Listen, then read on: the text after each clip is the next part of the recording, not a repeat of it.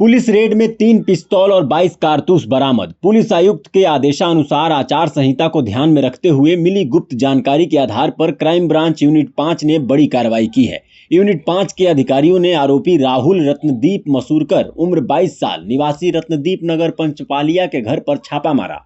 छापामारी के दौरान पुलिस ने 3 पिस्तौल, जिंदा कारतूस, कई किलोग्राम गांजा, एक तलवार और एक चाकू बरामद किया। जब्त किए गए माल की कुल कीमत लगभग 5,51,300 रुपए बताई जा रही है। ये कार्रवाई पंचपालिया थाना क्षेत्र में की गई। आरोपी के खिलाफ आर्म्स एक्ट सहित संबंधित धाराओं में मामला दर्ज कर आगे की कार्रवाई जारी है। पुलिस के अनुसार इस मामले में अन्य आरोपियों की भूमिका की भी जांच की जा रही है और उनके खिलाफ जल्द ही कार्रवाई की जाएगी। नागपुर से कैलाश सुगंध की रिपोर्ट। माननीय पोलीस आयुक्त यांच्या मार्गदर्शनात सध्या चालू असलेल्या आचारसंहितेच्या अनुषंगाने गोपनीय माहिती काढून कारवाई करण्याबाबत आदेश प्राप्त झालेले होते।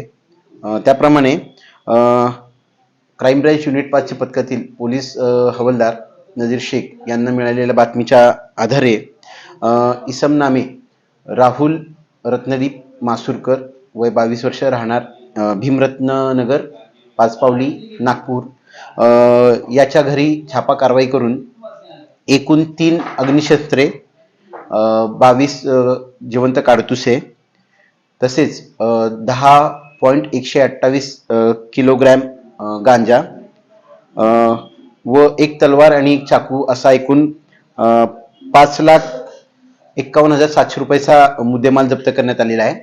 आरोपी विरुद्ध पाचपावली पोलीस ठाणे येथे आर्मेट व एनडीपीएस ऍक्ट तहत गुन्हा दाखल करून पुढील कारवाई करत आहोत। यामध्ये आरोपीला अटक करून पुढील तपास करत आहोत। इतर अन्य आरोपींचा शोध सुरू आहे। सर मोठा साठा होता, काही घातपात करण्याची शक्यता होती का? हे गांजा तस्करी घेतल्याने इन्व्हॉल्व होता का? युवक या काय काम करायचं काही माहिती मिळाली? यामध्ये प्रथमदर्शनी आरोपीचे इतर साथीदार निष्पन्न झालेले आहेत।